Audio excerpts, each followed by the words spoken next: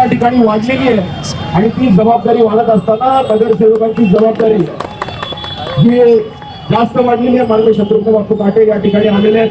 अध्यक्ष त्यांचे जोरात टाळ्या वाजवल्या पाहिजे. चंद्रशेखर जगताप ठाणेकर त्यामुळे जबाबदारीची जाणीव ठेवून आपण सगळ्यांनी यापुढे काम केलं पाहिजे. आणि मला असं वाटतं जे आपले शिलेदार आहेत, जे उमेदवार आहेत, जे काही फडकांनी हा राहिलाय त्यांनी आज नाराज व्हायचं कारण नाही, कारण आपण खूप चांगली लढत दिली. आज मला वाटतं पिंपरी चिंचवड शहरामध्ये 1.5 कोटीच्या आसपास मतदान भारतीय जनता पार्टीला झालं, ही अत्यंत मोठी गोष्ट आहे. आज चिंचवड असेल, भोसरी असेल, पिंपरी असेल, या भागामध्ये अनेक ठिकाणी सर्वसामान्य कार्यकर्त्यांना न्याय दिला गेला.